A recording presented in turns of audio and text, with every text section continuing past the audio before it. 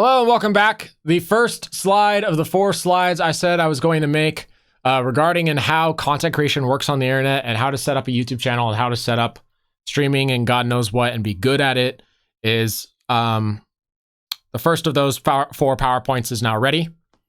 And I said before that I don't want to become a tutorial channel. I said before that I don't want people pestering me about this.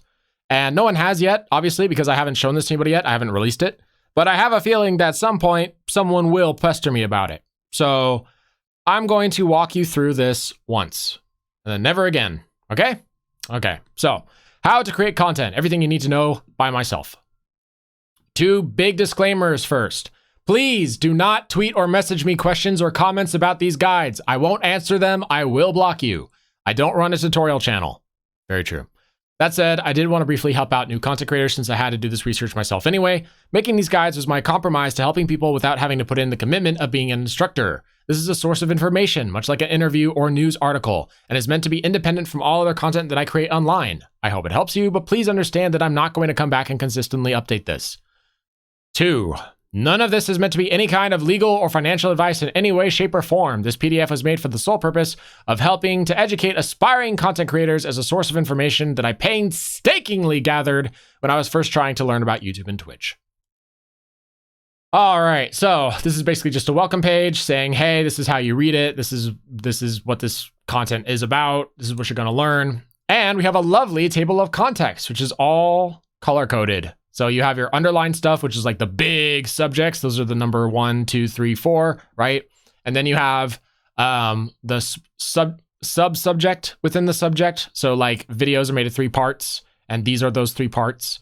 And then also you'll find later on we have some even further breakdowns in the slides if I have to go for an extra long duration or break these down even further. So hopefully that'll make it helpful. So let's begin. Number 1, we're in the gray section. Making videos versus watching videos. So is content creation right for you? Let's summarize the life of a full-time content creator and clear away some misconceptions. Number 1, content creators have fun making content on YouTube and Twitch nearly every day, but it is work. We never stop learning or growing. Number 2, the work is fun, but never stops. There's no such thing as a break for us, even on most holidays. We do get to decide our own work hours, though. Number 3, critical skills for content creation include graphic design, video editing, sound design, script writing, business management, and R/TV communication, radio speaking skills. There can be other skills based on what exactly you do, but these are the most unanimously used ones. Even if you don't have these skills, you can learn. So basically, if your radio RTV communication skills is basically anything with a mic, so basically learning how to talk into a mic and not have dead air and keep the conversation interesting and less monotone. Graphic design is things like making a thumbnail, and things like organizing really any kind of art setup ever. Video editing, you need that for pretty much every YouTube video that exists. Sound design, part of video editing. Script writing, again, making your content. Business management, if you want to make money off of this, most people do. They have to learn a little bit about business. It's not a whole lot, but you have to learn a little. And let's see, part 4, when we start content creation, nearly everyone's better at you than everything. Don't be discouraged, persevere. Everyone's first video is garbage. I talked about this in the previous video using Markiplier's quote. Don't be discouraged just because you're bad. You'll get better. Number 5, community building is key to growth. Even if you're an introvert, most content creators will have to interact with someone at some point, being for business, collabs, or fans. Yep. Number 6, it can take a long time for a channel to grow. You won't make money right away, and the money you eventually make won't amount to very much. It can take a few months to a year for your channel to finally take off. Yes. That said, it's totally possible to make a living on YouTube and Twitch. Success on these platforms are 99% skill and commitment and only 1% luck. Number 2. So these are the steps of a content creator's progression. Basically, it's how you grow from small to big. So number 1, you ask yourself, do you want to make content? We just answered that. Number 2, what kind of content do you want to make? Who do you want to emulate or learn from? Basically, there aren't very many teachers for this sort of thing, and we have to learn somewhere. Follow other creators to figure out what good content is. So find a select few of content creators who you think are really good at a specific subject. Like, I think Video Game Donkey is one of the best YouTubers at making a video with structure. I think that there are YouTube channels out there that are really good at organizing music. I think there are YouTube channels out there that are really good at organizing or at making plans. They're Iron Mouse. I think the video editor, or not Iron Mouse, Bishojo, whoever they hired at VShojo to edit their videos is a really good editor. So, you know, how to make like transitions from scene to scene, stuff like that is just very impressive. Markiplier, I think, has very clean camera work. If I had to make a camera, I might base it off of Markiplier's camera because I just think Markiplier's camera is very clean and good looking. Disguised Toast is also kind of in that category, and so is Jacksepticeye and a number of other people. I love the lighting they have. Audio quality, if I try to think about who is the loudest, most clear person on the internet, again, Markiplier is somebody who comes to mind. When you hear him talk, it's just very bombastic, and you can really hear what he's saying without it sounding like muttering or monotone or things like that. So again, just find people to emulate and learn from. There are very few teachers for this sort of thing, and those teachers are people that are people who ordinarily you either have to pay to teach you, or they're people who will give you tips and tricks that don't really matter, because from their perspective, they're learning it from a position where they already know a lot about content, and so a lot of the stuff is common sense for them, as opposed to knowing it from a perspective of a totally new person who doesn't know what's going on, which is why I made this now instead of later. Because, yeah, I may not be the most qualified for our content creation given how few subscribers or whatever I have right now, but I am in a position where I don't know a lot until I did research. I know a lot now. I didn't know a lot when I started this. And because I don't know a lot, and because I come from that position, when I eventually do grow and when I eventually do become successful, I can look back on this content, I can look back on these videos, I can look back on these PowerPoints, and I can see what mistakes I have to change, or what things just kind of come clutch, what things are good advice versus bad advice. My hope is that this is all good advice, but we will see. Time will tell. So, number 3, how do you make that content? What tools do you need to make it? Hardware guide, set content creation. I should also add not finished yet. Set goals and have a threshold for these goals. The long-term goal is the overarching goal, while short-term goals are the steps needed to get there. We talk about that in the next page. 5, build skill sets. Make a video once, make it better, make it faster, then expand or move on to the next thing. This PowerPoint was made to help you with that, help you make good content. Number 6, once you have one video type under control, make a monthly schedule for yourself. How many videos do you need to make, when, which type, what subject, etc. Make this part of a routine. Schedule something big or different between regular content to keep interest climbing. That can be done in schedule-free time. You don't need to know the exact context of that content right away, just have some time for developing it scheduled. Very true, keep it fresh. I've seen a lot of good content creators fall into obscurity because they failed to make anything new after a couple months. Once you start to gain popularity, convert your work into a business model. Go through the legal stuff to set up your new job as a content creator. Continue making content. Also not finished yet. I've only finished the first one. I need to shrink this. I need to shrink this font size to 16. All right. Once your threshold has been reached, look back on what you did. Did you achieve all of your goals? Make a new goal and the threshold for yourself and repeat the process so you continue to grow forever. So these are goals. These are the goals of a new content creator.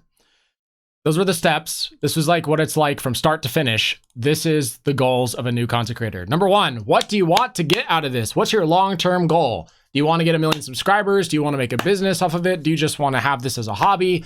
Figure that out. Write down your long-term goal. Number 2, what steps do you need to do to get there? Basically deconstruct it and work your way backwards. You know, if I want 1 million subscribers, what exactly do I need to do to get there, right? If I want to make a business, what exactly do I need to do to get there? If I want to just do this as a hobby, I guess you're already there, but you know what I mean. And then lastly, make a deadline for yourself. How long should you take you to accomplish each goal? Make a threshold.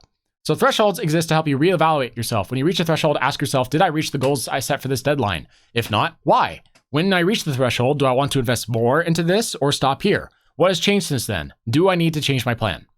When you start on YouTube or Twitch, you will not have an audience. Most people won't know who you are or care, so this is the perfect time to start educating yourself. After setting goals, understand the first thing a content creator should do is build up your skill sets for content creation. Experiment with videos, emulate videos that inspire you, learn about all the different types of content that you like to make, as well as the platforms you need to make them with. Then learn how to make them faster and better. There's no need to be embarrassed about poor quality content. There's few people watching right now anyway. Very true. One mistake I made for sure is that I would send out like I remember I started making YouTube in college. So when I was in the middle of like a final or something, I would basically not post videos for like several months because I'm working on like the final projects and the final tests and all sorts of things like that. And so I'd post out an apology video saying, hey, I'm going to be offline for a few months. I'm sorry, but I got to go. And it's like, who the hell am I apologizing to?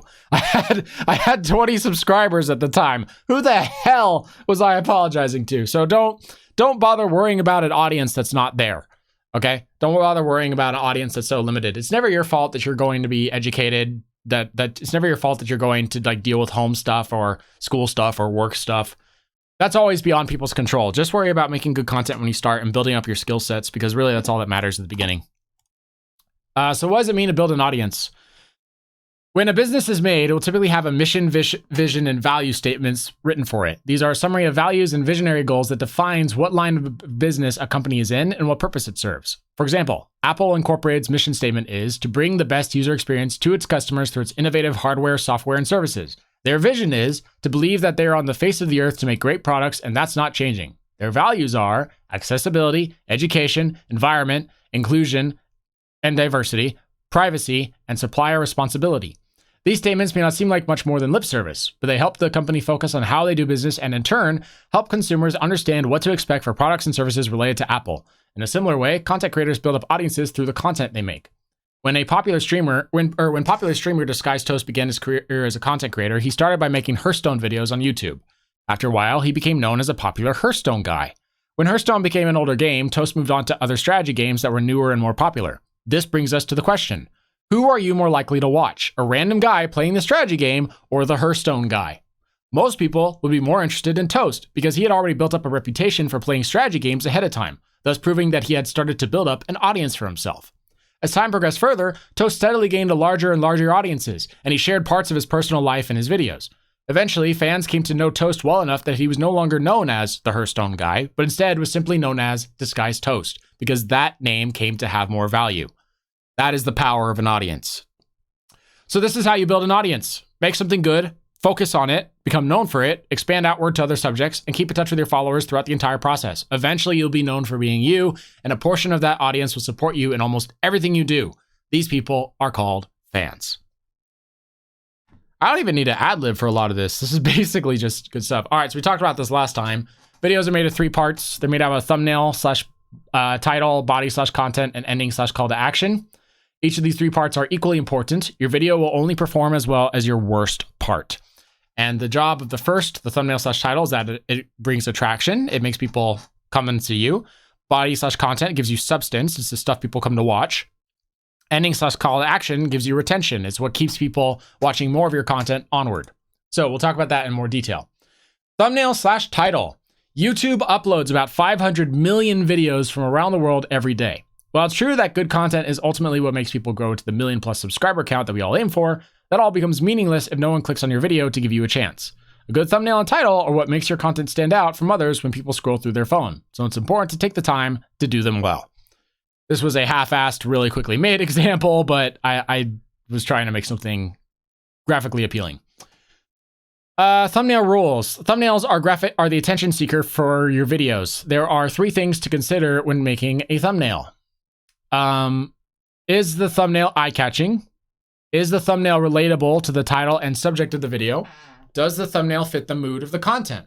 The first part exists to attract attention, while the second and third part exist to set expectations. We don't want to betray the expectations that people get from our thumbnails when they come to watch our videos. Here are some examples from my own YouTube channel. These are from videos I made and posted. The first one is from my Nintendo Souls 2 video. It's very eye-catching. The color scheme matches together well and has iconic images from several different games. I actually think I did a really good job blending Pokemon Legends Arceus, Zelda, and Elden Ring together into one cohesive image. And it also follows the rule of 3s really well. All the images that you want to see are in nice little divided segments.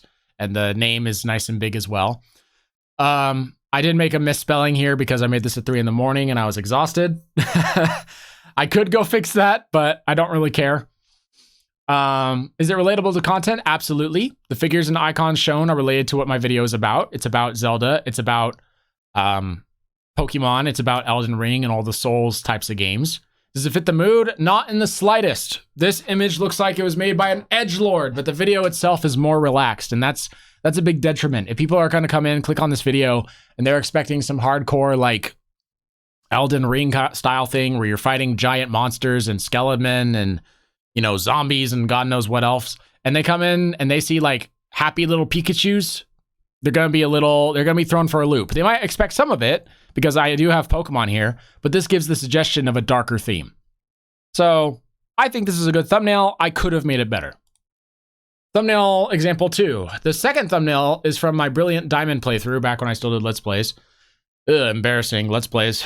Eye-catching somewhat, has lots of bright colors with large Pokemon icons plus logo, but I forgot the rule of thirds, so it looks a little funky. The rule of thirds is basically it'd be divided into like a tic-tac-toe graph, right? And I have this fits the rule of thirds okay, this fits the rule of thirds okay, but then you have this in the middle, so I have this weird triangle vision going on, so it's a little jarring to look at.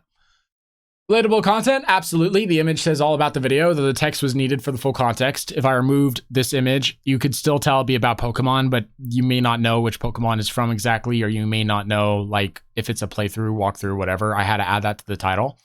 Fits the mood? Yeah. Big time. Pokemon is a lighthearted game, and the colors and flowers help add that feeling into the context. So, example 3. This is from... Holy crap, this is old. This is from back when Battle for Azeroth was still a thing, and there was Eye of Ashara. Eye-catching, yes, of course it is. It's WoW art. And the mascot actually fits in the scene really well. It matches Ashara pretty nicely. Although, Ashara has more of a glow effect to her body, and I don't have any glow effect on this guy at all. I should have kept that in mind. And the number 4 is a little thin. It's a little hard to see from far away. So I give this a 7 out of 10. Relatable content? Kind of. This thumbnail was for the Rise of Ashara patch, so the thumbnail relates to the game, but there's no other context as to what the video is about, so the thumbnail relies heavily on the title for people to understand what this video is. Fits the mood? Yes, the art came from the game, so when people see is exactly what they got. Like, this is the game. Right here. This lady, this is the game. Final thumbnail tips. Thumbnails are 12,080 by 720 pixels in size with an aspect ratio of 16:9. Thumbnails should be smaller than 2 megabytes in a JPEG, GIF, or PNG format.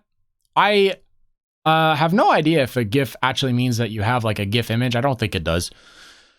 Because I tested this and I saw that like if you put your mouse cursor over a thumbnail, right, of a YouTube video, it'll show you moments of that YouTube video, even if you didn't put a GIF in. So I'm not really sure what the point of putting a GIF in is. But keep in mind that the thumbnails will look smaller on your YouTube channel than they will in your video photo editor. Make sure that images are large and legible when designing your thumbnail. So basically, when this thing gets shrunk down to somebody's phone, it's going to be about in this size or smaller. And when this thing gets shrunk down to a phone, it's going to be about this size. And you can see, this is still legible. I can still read Nintendo's here. I cannot read all this text. In fact, I can't even read all this text in this image, but I especially can't read it down here. So just keep your sizes in mind. You want nice big stuff. And also keep in mind that you have this little time bar on the bottom right. You don't want it covering up stuff. So just make sure that space is free. If you don't know how to make thumbnails because you're bad at it, basically it's graphic design and composition mixed with color theory. Very simple stuff. I learned it in college, so I know it right away.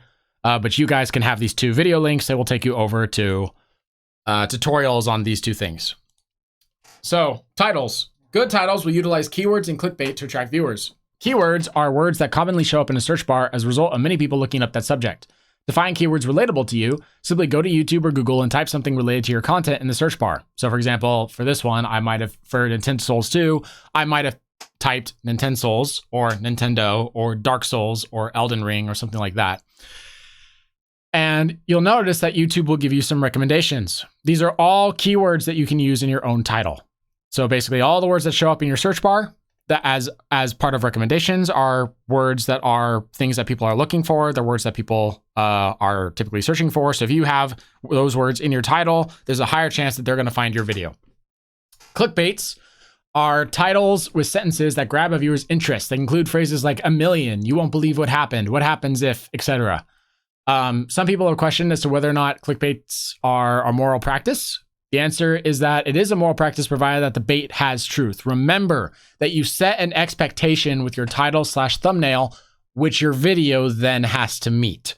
So if you have something with like sexy ladies on the front and the sexy ladies aren't there in the video, it's a completely irrelevant thing. People are going to be disappointed with you.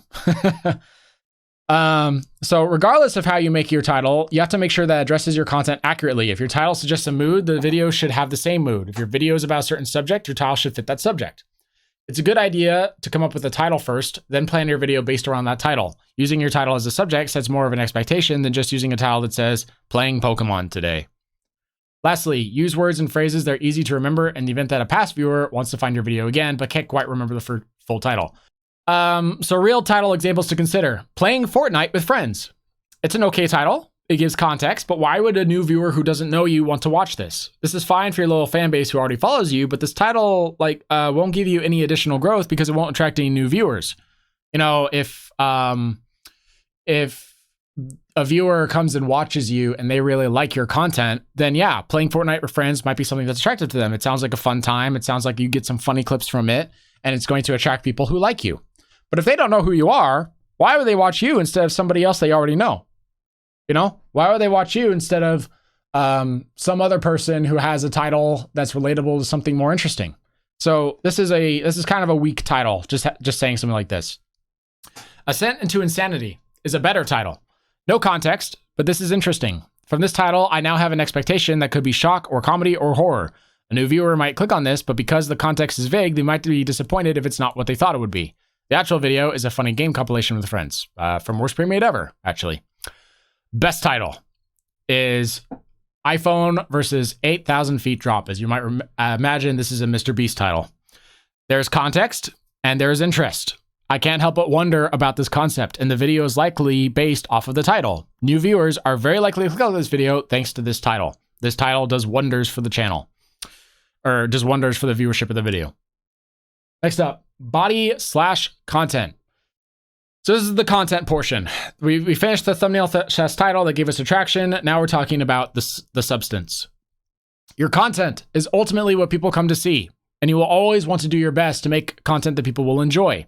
It is true that the 3 parts of content creation will only work as well as your worst part, but this part, body and content, is what you want to work on the most as it requires the most effort, time, and skill. Thumbnails, you can do fairly quickly. Titles, you can do fairly quickly. Ending/call to action, it's literally just saying, hey, come hang out with me, or hey, there's more of my stuff. This is the meat and potatoes of your videos. Work hard on these. So first of all, let's try to identify what good content is. So good content is a mix of what you like to make and what people like to see. So, you know, you want to make stuff that you enjoy so that YouTube doesn't become like a drag for you when you're making 1,000 of these a year or something. But you also don't want it to be so far out there that it's just something that only you like. Other people need to come in and like it too for you to get any kind of support. So again, good content are a mix of your likes and their likes. Good content is often measured by the value it can give a viewer, and that value is presented through your video's structure. More on this later. There are 3 things to consider when making content: the hook or opening of a video, the body, which contains the video's value and much of its structure, and the conclusion, where the video dies down into the ending/call to action. The conclusion is not the same thing as the ending/call to action. It's the link between the two, the plug. So, hooks are scripted introductions to videos that help prepare viewers for what they're about to see. A hook's job is the following. Number 1, generate interest in the rest of the video. Number 2, bring hype or set the mood for the rest of the video. Number 3, help clarify to viewers what the video is about. Viewers have very little patience. When a video plays out, more than half of the people who click on it will leave within the first few seconds due to a lack of interest or portrayed expectations. The hook does a tremendous job in making most viewers watch longer before deciding whether or not to leave. If you saw my last video on part 1 of this series, you'll know that that's very much true, because I did an experiment with Pokemon Sword and Shield versus Pokemon Diamond and Pearl. In Sword and Shield, I just played the game as is. In Sword and Shield, I played the game as is. In Diamond and Pearl, I played the game with a scripted intro for every single video.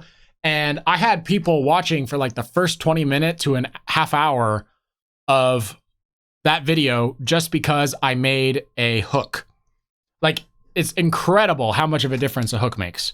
So below are 2 video links to the same channel that demonstrate how effective a hook can be to attract viewers. The first video has no hook, the second does. Watch the first few seconds. Which one were you more interested in?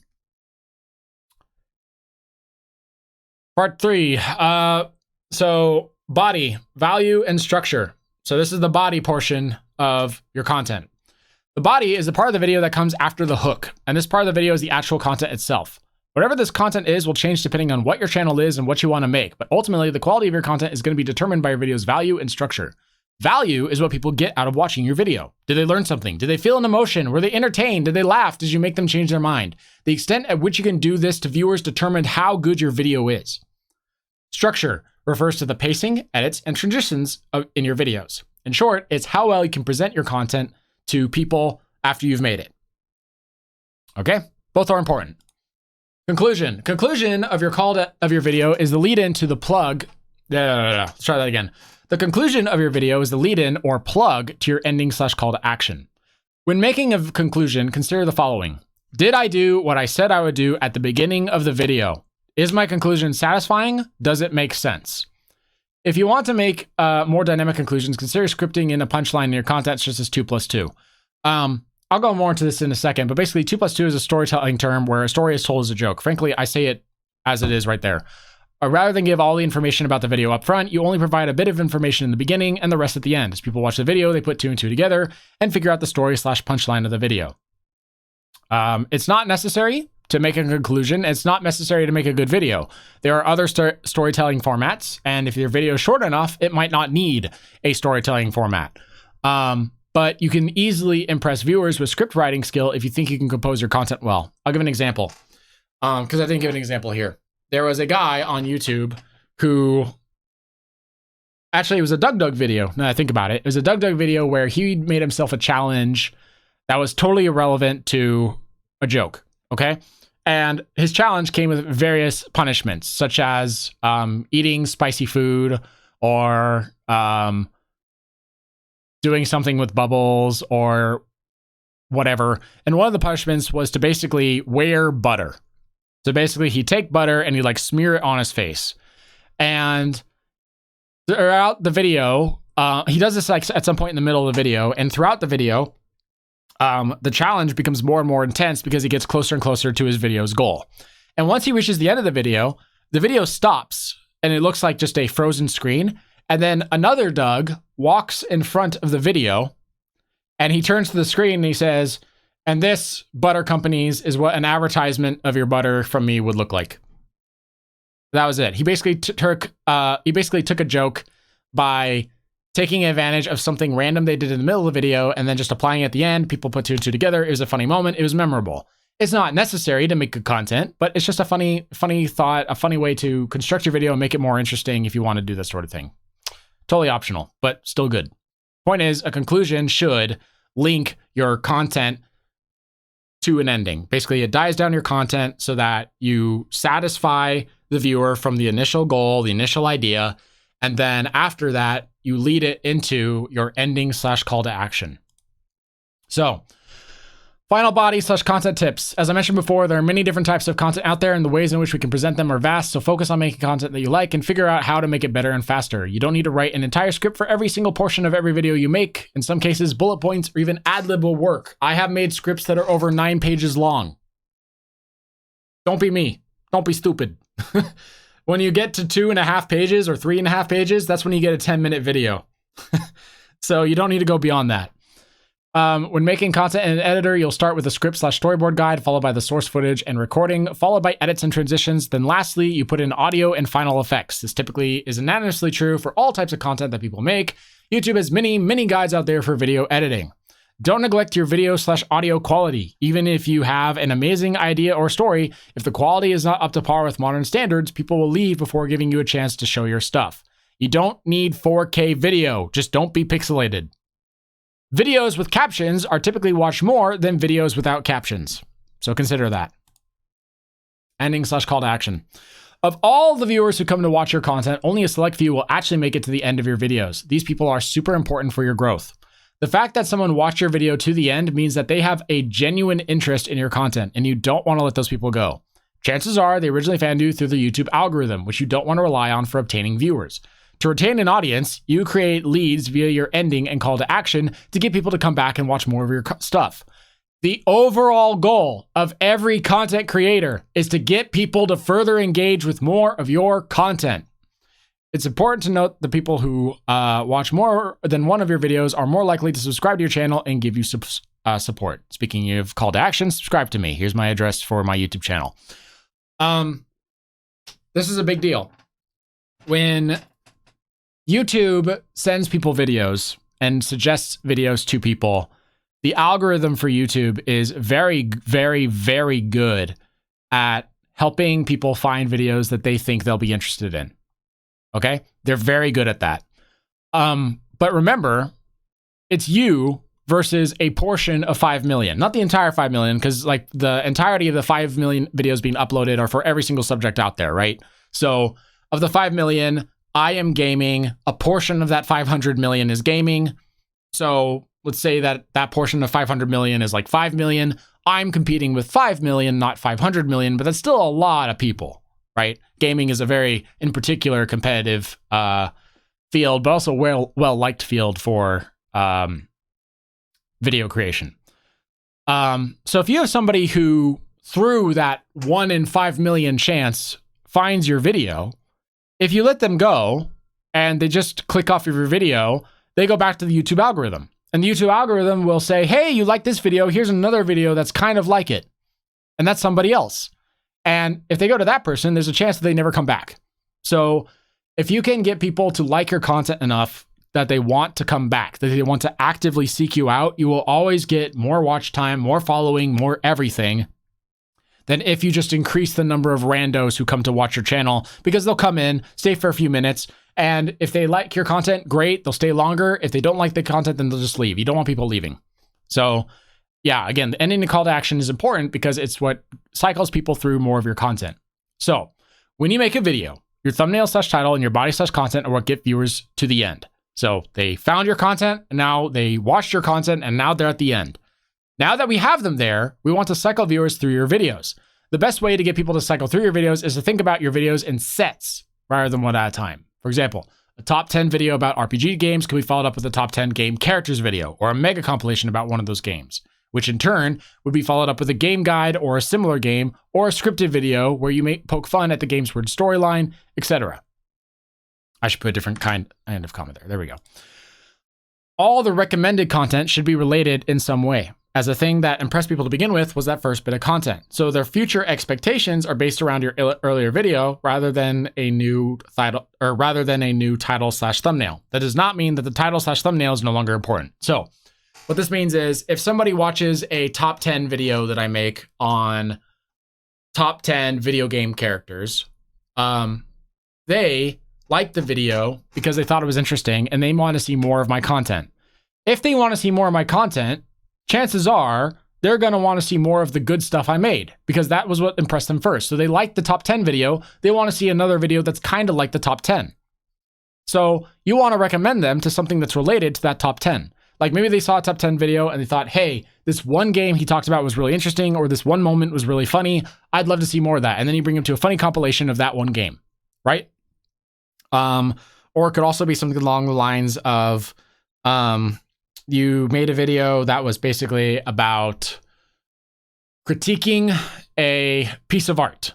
And some people thought that was really insightful, and they want to see you do another video on critiquing a different piece of art. They do not want to see you doing a video about cars because that's so different from what they just saw. There's a good chance that's not what they wanted to see. So, you know, you still have to make a title and thumbnail to attract new viewers, and the title and thumbnail will also attract older viewers to clicking on your content as well. Even if they're subscribed to you, it'll just make it more interesting for them to look at, and they'll set their expectations and go, hey, this guy made another great video. I can't wait to see it. It already looks good just from looking at the thumbnail and title. But again, people's expectations, if they like your content, are going to be based on your old content if they follow you for a while. So just keep that in mind. So final ending / call to action tips. At the end of your video, you can help people find more of your content by mentioning your works at the ending. Hey, I also stream on twitch.tv/ or twitch.tv/ insert your Twitch channel name here. So come and hang out. I'd love to have you over, or be sure to support my Patreon account for cool member stuff, something like that. People are more likely to subscribe, like, follow, etc. to your channel if you thank them for supporting you. A bit of statistics on YouTube has shown that when offering new videos for people to click on, you don't want to post more than 1 or 2 options, as too many choices can overwhelm viewers and make them want to click out of the video. So yeah, basically, if you have a video and you finish your video and you're at the end, you don't want to fill this with options. You don't want to fill this with like Nintendo's 2, Pokemon, whatever else, right? Because if you do that, people aren't going to know where to click. They'll feel overwhelmed and they'll want to leave. Description and media.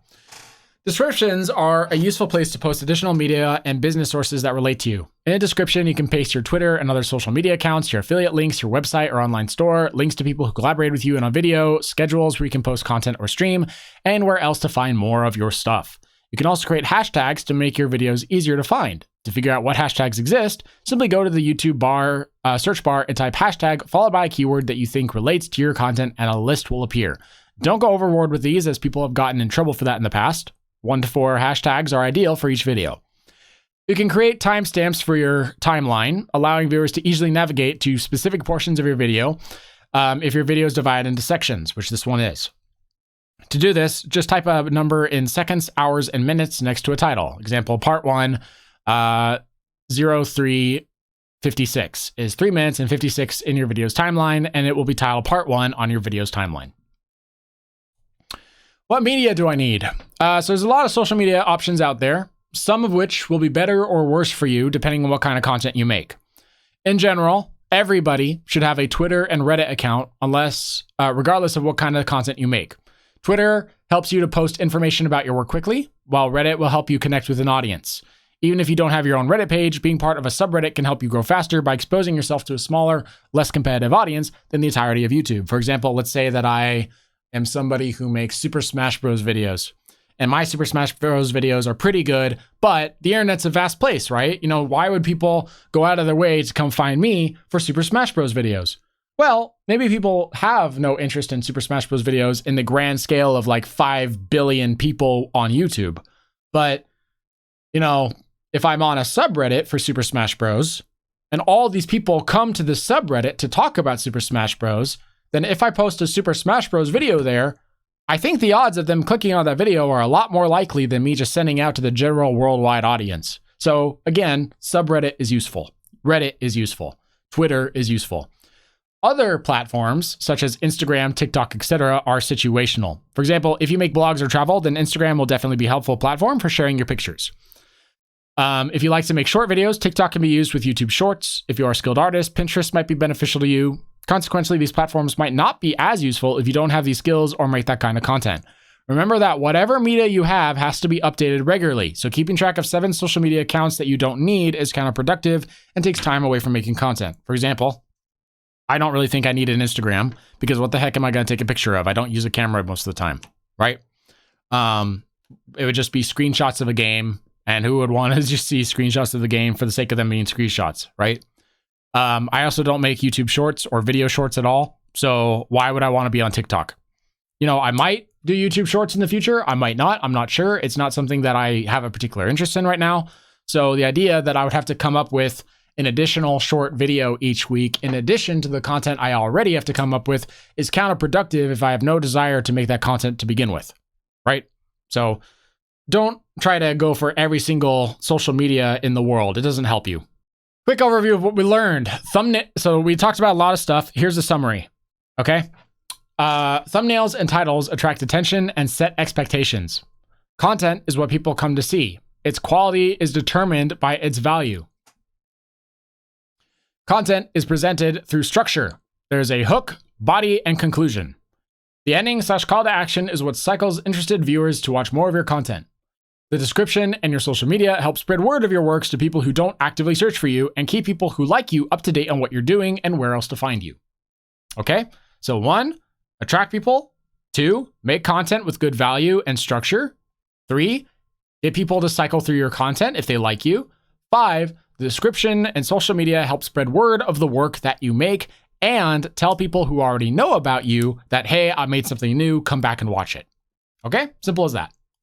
So this brings us to the next portion. Did I do well? How do I know? So we made a video, but how do you know that the video is any good? And where can you find specific places in the video that I can improve on? Well, there's two ways to identify the quality of your videos. One is with YouTube Analytics, but the problem is that only really works with people who have a lot of subscribers and viewers. And two is prototyping with comparative and SWOT analysis, which can work for everyone, many subscribers or not. So YouTube Analytics are good for those who have a number of subscribers already. You'll find that nothing is more reliable than YouTube Analytics for getting information. But what do we look for in analytics exactly? Well, we're looking at two things. Number one is click-through rate, how often people click on your video compared to how often YouTube's algorithm will show your video to people. And two, audience retention reports, how people interact and engage with your video. For click-through rates, you want the two numbers to be as similar as possible. The closer the two numbers are, the better your thumbnails and titles are, meaning that the closer that the number of times the algorithm shows your video to the number of times that video is clicked on, the better your thumbnail and title is, okay? For audience retention reports, you actually get a mix of information depending on what the graph displays. Details for that on the image to the right, but the basic idea is that flat lines are good, declines mean that you're losing interest and you need to step up your game. Dips mean that there's a part of your video that people are skipping because they don't like, and spikes appear when there's a part that people are rewatching. And this could be caused by having a really great moment that people want to see over and over again, in which case good on you. But it could also be caused by you muttering something or having some sort of text pass by really quickly, and people have to go back to check on what that was. So the other method for people who have no audience yet, and you can use this even after you have an audience, it's still a perfectly viable way of growing, is prototyping. And I talked about this in a video before, but basically prototyping is how businesses develop products for their clientele. This method also works on YouTube channels. Even channels that don't have many subscribers can use this, as viewers who aren't your sole source of information with this method. So number one, we start with an idea, and that idea is limited by your resources, skills, and knowledge. And you use that to create your first prototype, which is in our case, a video. We release it to the public and receive feedback. The feedback comes from both viewers, people will tell you about your video and talk about it, and you'll get your analytics, and the procedure of making the video itself. So up here, we also got data, like we learned, how to make something once, then we made it better, and now we're trying to make it faster. Or now we're trying to make it faster and better. And three, we're going to take our feedback and have it undergo analysis. There's two types of analysis, comparative and SWOT. Comparative analysis is literal. You compare the video to past videos and to similar videos from other channels. Try to figure out the differences and how that makes your video better or worse than what you're comparing it to. Number two is SWOT analysis, and that's a business term. It stands for strengths, weaknesses, opportunities, and threats. In other words, strengths, what is your video good at? Weaknesses, what is your video bad at? Opportunities, what can you do better next time? And threats, what will you avoid in the future? As you do this analysis, you have to do research, where you'll gain more skills, knowledge, and sometimes resources. These are then applied to a new idea for the creation of a second improved video. Which is then released to the public, and the public starts all over again. The more cycles you go through, the better you'll get at making content. So do it once. The second one will be better. The third one will be better. Always, always, always improving. So now we know how to make good content better. So the final steps for video creation, or final tips rather. So after making a specific type of video for the first time, remember how long it took, then consider how long it should take. Deadlines are important for content creators, as something that you plan to do in a week shouldn't take you a month to accomplish. If you do that, you're wasting time. Plus, you tend to get tired of a project after you worked on it for 3 weeks or so, and having late videos can stress you out and demotivate you like nothing else. Because in your mind, you're like, man, I gotta get this out. People are expecting me, or if I don't make videos, I'm not getting followers. You have to have a deadline so you know how long something has to be. And, if you keep going over that deadline every single time, consider making something smaller. Or considering reevaluating how often you post that particular type of content. Maybe you're going to make something else on the side that's a little smaller, and then you make that longer content alongside it, and then you post that like once a month or once every other week or so, right? There are always going to be people who are better than you at just about everything when you start. Try everything, practice, and figure out what you can and can't do. Just because you have a shorter background in content creation doesn't mean you can't make good content. We talked about this earlier in the beginning. I said it again for good measure. Stay organized. Organization when script writing, recording, and editing can save you a ton of time in the long run when making videos. As you get used to making one type of content, you can even set up your own guidelines for making that content faster. One cool trick I learned was to have a stopwatch with me while I'm recording. The stopwatch helps by marking times when I come across interesting content, allowing me to avoid wasting hours by hunting down specific moments through my editor later. Very true. I talked about this in my last video. Come up with a production schedule. Making videos constantly can be hard, but the process becomes much smoother if you can blend your work into part of your daily life. In the same way that we make routines for brushing our teeth and taking showers each day, knowing when to work and when to stop is good for both your mental health and your work efficiency. Very true. Copyright, permission, and Creative Commons. Again, I'm not a legal advisor, but this is my understanding of it. In the event that you post copyright material on YouTube, the video will be taken down and you will receive a copyright strike. These strikes stay on your channel for 90 days before being removed, and if you get 3 of these strikes within a 90-day period, your channel will be deleted and you will be banned from YouTube. But wait! Can't I get pardoned for using copyrighted work if I credit their work to the original creator? Nope. It's not a matter of crediting the user or not, it's a matter of permission. You need the artist's permission to use their copyrighted work before you can use it yourself. I need music, art, and other things in my videos. I don't have the time or skill to make my own stuff. How do I get these things without getting in trouble? If you want to get public use content, then look for art and music that fall under Creative Commons licenses. These works are donated by artists as free assets that anyone can use and are super safe for you to post online anywhere as is. Otherwise, you have to subscribe to a service such as SoundCloud.com or Artlist.com and pay for your music or content, or contact the original creator, or more likely the representative, because let's be real, a composer or artist typically doesn't answer every single business call they get. They usually leave it to a manager or to a record label, and get permission. For more information about copyright and fair use on YouTube and Twitch, check out these 2 videos below. There you go, 2 tutorials. Organizing posted content. 1 channel or 2? Did I not talk about fair use? I did talk about fair use. I did talk about fair use, right? Did I skip it? I might have skipped it. I feel like I skipped it. Let me go over it one more time just in case. So ever wonder if you can use a certain song, someone's artwork, or a clip of another person's video in your content? Will you get banned, sued, or put in jail? Will your channel get deleted? Fear not, this portion of my presentation explains all. Note, I'm not a legal advisor. Yeah. Copyright is legal protection of intellectual property. So music, art, technological design, and other people's videos all fall under copyright protection. You can't rip them off as is. Fair use is the idea that other people can use copyright material if they transform it into their own work. A great example comes from some of the images you've seen on this very presentation. Think back to the first thumbnail section under 1.1.2. When I displayed Nintensols, do you think I actually own any part in Nintendo? No. But I could argue that under fair use guidelines that I own the video that I made for those games, and that the thumbnail was my own artistic compilation that I put together to represent my video. Similarly, a game review, podcast about movies, video creation, or music education video are all fair use works where the people take copyright sources and make them into their own work. It is very rare for a content creator to be pulled into court for copyright infringement, but if it does happen to you, then here's what you can expect. You'll get pulled into a minor court that is specifically set up for copyright cases, at which point you and your lawyer will have to convince the judge that you changed enough of the original work for it to be considered fair use, or you will be fined.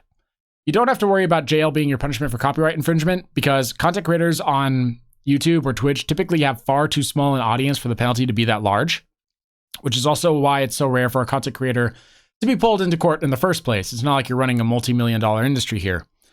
Actually, that's a true fact. There's a YouTuber called MXR who a few years back got in trouble when he posted a video where he reviewed a bunch of Reddit posts or social media posts. And I guess one of the social media posts had copyright protection, and he had no idea. And he was fined for it. And this is a guy who had over 1 million subscribers at the time. So this is one of those big names, okay? And he was able to settle the whole problem for only $3,000. Now, $3,000 is still a lot of money. It's not money that MXR specifically wanted to pay if he could have avoided it. But he did mention in a interview later that apparently he was happy with how the result turned out because it could have been worse. And he was relieved because, you know, he's just a content creator. He's not a lawyer. He didn't know how serious this would get. But the truth is that $3,000 is about as much money as you would get charged as like a million subscriber viewer, a guy who has really big media influence. So even if you're a smaller guy, you're going to get charged less, presumably. And again, I'm not a legal advisor or consultant. So, you know, please check in. Please don't try it. Like, don't think that just because you have 10 viewers that you're only going to get charged $3 or just let off the hook for doing copyright infringement stuff. Chances are you'll be ignored because it's not worth it to sue somebody who makes so little because they get very little back. And, you know, lawyers and suing in and of itself is an expensive process, but it doesn't mean that it can't happen. So be careful. So fair use guidelines for Twitch and YouTube are slightly different from each other, but the basics are this. Edited artwork falls under fair use. So just like how I used Nintendo Souls, that was fair use. Edited video content falls under fair use. If I want to use a clip from Markiplier in a video, I can do that. As long as, you know, I just credit him and as long as I basically make it a very brief moment content and I reference it, right? And copyrighted music does not fall under fair use, even if slightly edited. So if you take music from Final Fantasy 15 and you put it in a portion of your video, that video can still get copyright infringement. Do not use somebody else's music ever. The music industry is super paranoid about having their stuff taken. Never. So, you know, always be careful with music. It's way better for you to use music that has Creative Commons licenses on it, or pay for the music or receive the rights to use the music first before you even consider using that kind of music in your video. Yeah. My throat's getting tired. I've been at this for a while. Okay. Organizing content. Finally, we're here. One channel or two. I posted a video that I don't think is very good. Should I delete it? Generally speaking, all of your content should be kept on one channel so long as the content relates to each other in some meaningful way. So if you have a gaming channel, you can put in gaming shorts, gaming tutorials, top 10 gaming moments, etc., all in one channel, but in different playlists. If you want to later make a cooking video or a blog video, make a second channel. That content is too different for viewers who like your original content. So your cooking and gameplay videos ultimately end up getting each other's way if they're on the same channel. Remember, we talked about earlier that if I make a video that people like and they get to the end, they then have an expectation that anything else I show them is going to be related to that content. So if I make a gaming video that people really love and I make another gaming video, people are going to really love that second gaming video or are more likely to click on that second gaming video because I redirect them to similar content that they already know they're going to like. But if it's a cooking video, that's so far out of left field that they don't think that's what they were looking for and they're much more likely to leave. So again, keep all similar content on one channel. Unsimilar content should have a second channel, even if that channel is blogging. Okay. Keep all videos you post unless there's a legal reason not to. Videos receive views forever, and every video is a lottery ticket. A lottery ticket being basically a video that can suddenly explode in views. It is common for content creators to blow up in popularity overnight after one of their videos takes off. And it's also common for that big video to be something that you posted months ago that gets recognized for the most random reason ever. Like some guy, like you could have come out with a funky song that's basically like a joke song. You just thought it'd be a silly little thing. And that video will come out and it'll have like 34 views at the start of it. And then maybe like a few months down the line, some big name music star comes up with a similar song, but it's like his original. He didn't base it off yours. It's just coincidence. And then your song, which is a funny song, ends up getting passed around on social media by just one person without your knowledge. And you didn't even know the famous song that was just recently made even exists. And you'll come back and you'll suddenly see that your viewership on that one song has just exploded. Or another common one, and this is much more common than that example. I don't know why I use that example. Another one is a lot of big name YouTubers and streamers eventually run out of ideas. And what they'll do is that they'll start becoming Andes. They'll start becoming people who spend all their time watching other people's creative content on their channels rather than making new content for themselves. And these people will watch other people's content. And as a result, you'll get like high traffic into that content, right? So these are just some examples of lottery tickets, some examples of things that suddenly explode for no apparent reason. So Nitty-gritty details that don't matter. These are things that you shouldn't have to worry about that a lot of content creators do. Stop worrying about this. It's a waste of time. Number 1, what time of day should I post my video? Don't worry about it. Number 2, how long should my video be? Don't worry about it. Number 3, do my viewers like me? How can I make them like me? Don't worry about it. Here's why you don't worry about it. Information. So the information of what time you should post your video doesn't affect your numbers much, and numbers aren't the thing you should be looking at when you start YouTube or Twitch. These are micro marketing tactics, and they exist to grab the extra 3 to 5% of your untapped audience. It does work. Large corporations do this all the time. But content creators just don't have enough of an audience to make these tactics worthwhile. And these bits of insider information change all the time and need a lot of attention.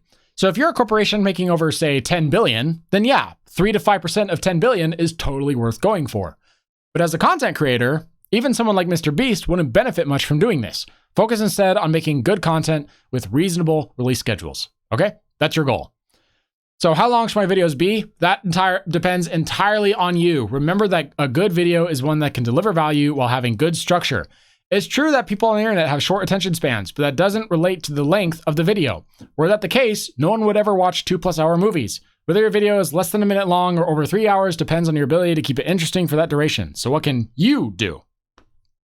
Number 3, do my viewers like me? How can I make them like me? It is impossible to make everyone like you, so don't bother trying. You should never try to be someone you're not just to appeal to a select few who don't like you. There are millions of Twitch and YouTube channels in the world around, and you will never be obligated to fulfill someone else's misguided expectations of you. They can go somewhere else for that kind of content. Whew, I'm tired. Okay. Remember, your content is a mix of what you like to make and what people like to see. Accept feedback, but don't be paranoid about it. The audience you build yourself will be there for you and you alone. Okay, almost done, fan. We're in the final area. We're in the final area. Oh, God. It's hot. It's over 90 degrees in my room right now. My room's always the hottest room in my house because I have a bunch of computers running in here and I can't run a fan while I'm recording. Oh, Jesus. Okay, streaming and structure. Or streaming structure, rather. Streams are live video feeds that allow you to create content while interacting with a live audience. Streams are divided into 4 parts. The introduction of an idea, the middle, where you act on the idea, the conclusion when the objective is met, and a just chatting segment. Sound familiar? Streams are set up in ways that are similar to YouTube videos, but with a lot less structure and a lot more ad-lib. There are some minor differences between how streams are structured versus how videos are structured due to the duration of streams and the presence of a chat room. But streams are often structured in a way that helps you later make a video from the stream after it's over. For example, I had to spend, I think it was like 2 consecutive weeks of playing Pokemon Legends Arceus in order to make the supercut video for it. And I could have streamed that. I could have streamed that and then turned it into a mega compilation. There's no reason for me not to stream that other than the fact that I just don't have streaming set up yet. Really, that's the only thing I could say. So just keep it in mind. So introduction of an idea, the first part. When you stream, it's never enough to just go live and do whatever. Streams need subjects and directions to follow so that there's some level of context to what it is that you're doing. Unlike YouTube videos, when you stream, people don't start watching at the very beginning. Viewers will come and leave whenever they feel like, in the middle of a video, at the ending of the video, whenever. So if you're halfway through a stream and someone comes and asks, what are we doing? You need to have an answer ready for them, and that answer should be in your title. That way, you know, again, a question about attracting new people as opposed to just showing off fun concepts to old people. The idea or proposed context for the stream should be stated at the beginning. You can greet your stream first and do some chatting if you like, but before you get onto the main content, you should explain what the stream will be. Streams can potentially last for a long time. If you're planning to stream for many hours, then you might want to come up with multiple objectives and show your stream a quick schedule of what you're going to do that day. So, the body of the stream. This is the part of the stream where you act on the idea. If you said you're going to beat a game, beat the game. If you said you're going to reach an area within a time limit, beat the time limit. If you said you're going to review art submissions, review the art. Throughout the stream, you'll interact with your chat by talking to them, entertaining them, telling them stories, and asking or answering questions.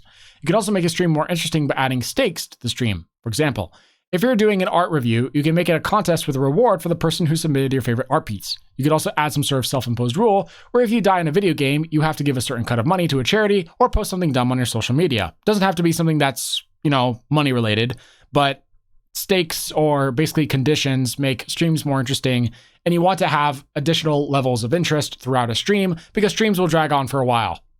So having things that'll boost the hype every now and again, having things that will boost back interest every now and again is useful to reignite a stream, especially for latecomers who missed your introduction.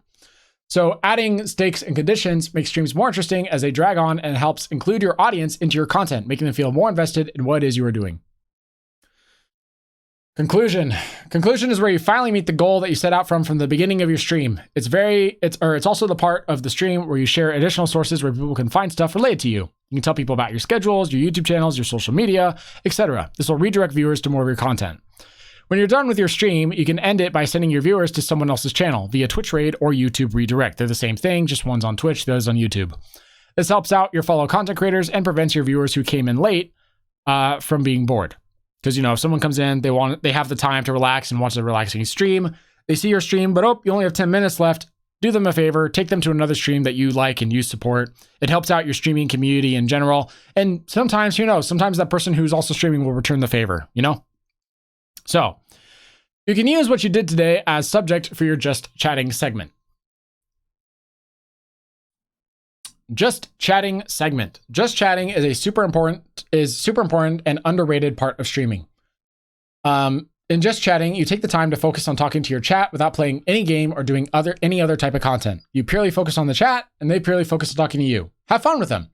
Just Chatting segments matter because they let you connect with your audience on a deeper level than when you're both being distracted by your activities. Remember that this is a live interaction between streamer and viewer.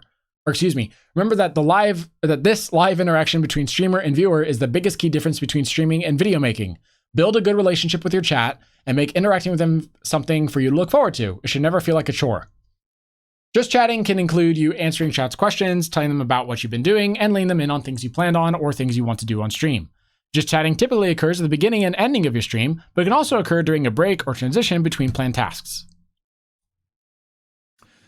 Understand that value shifts in streams all the time. It's not like a YouTube video where value is easy to convey. Due to this, much of a stream success is dependent on your ability or on your energy and your planning. Long streams are not equivalent to good streams. You don't need to stream for 8 hours a day, every day. In fact, it's better to stream for only 3 to 4 days a week and use that in-between time to make YouTube videos based off of the stream. As for duration, make it as long as you have the energy for and as long as you need to complete your goal. 3+ hours is typically ideal, as less time than that is considered a short stream typically. Most streamers won't grow quickly without a YouTube channel to support their streams. Very true. In fact, I think there's been multiple streamers who have said that, you know, streaming on YouTube or Twitch is very hard to do without a YouTube channel to support it. And a lot of people will say, go grow on YouTube first. It's easier. So a title such as playing insert game here with friends is not as good as ranking bedrooms in people's houses. The first title is just good for clips that shows off bits of fun here and there, and the other is used for creating interesting content with a specific category. This stems from the idea of using your title to create concepts, which is again something we talked about earlier. Playing Skyrim blindfolded, for example, is an interesting clickbait title that gives you an obvious objective for you to do that stream. You don't need to talk 24/7 in your stream, as streams last for a long time. Dead air is not ideal, but inevitable sometimes. Don't fret over it. Drink lots of water, take breaks, and go at your own pace. As you grow, you'll eventually reach a point where people come to you for the content that you constantly put out, but don't forget to try something new and exciting every once in a while. Okay, the end. So, at the time of writing, at the time of finishing this, I have not finished making the other footage. Well, let me hold off on that for a sec. So if this helped you out, consider subscribing to my channel, please. I don't give YouTube or Twitch tutorials, but if this did what it was supposed to, you don't need them anymore, because this should give you enough context of how to make a video. I realize that there's some other parts of content creation that we don't talk about enough as well, like hardware setup for content creation is something I'll be making later. Basically how to set up a studio like I have mine set up. How do content creators make money? That's a really big one. And software tips for content creation. Basically, what software do you use? How do you use it? Things like that. And I will release more videos like this when they're ready to just let people know that they're done. I will keep them in my description. This PowerPoint, for example, is going to be in the description of every single video I make from now on. This is a link to my channel. Please do not tweet or message me questions about YouTube, Twitch, or business. The entire point of these PDFs is so I can avoid these questions while helping you out. I'm not a tutorial channel. Yes, I said that twice. It was so important. I said it many times, but let me show you what I got so far. So for hardware and setup, I'm thinking I'll organize it kind of like this. Basically talking about just starting, how to build a PC, all the extra tools you'll need, and then I'll give them some Amazon affiliate links at the end, which A, makes me money, and B, gives people access to all these tools so they know where to go.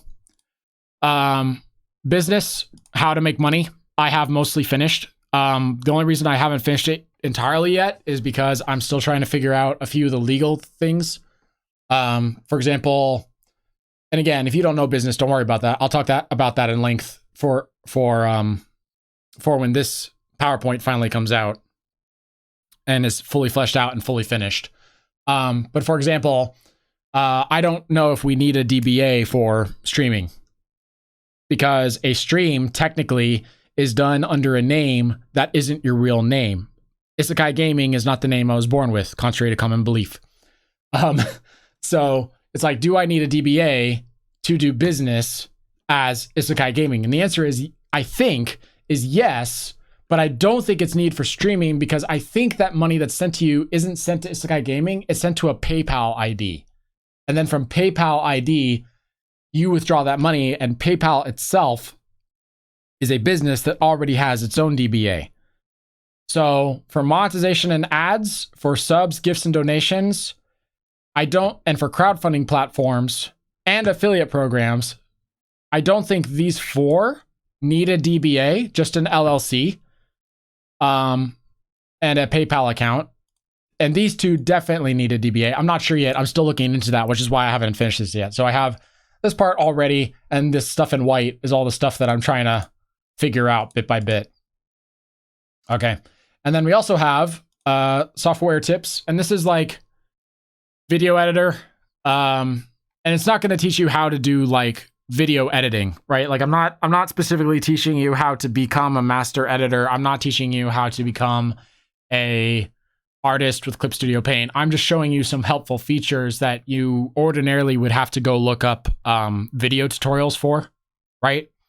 Like how do you green screen in how do you green screen in DaVinci Resolve? Well, this right here is how. It's a 5-step instruction.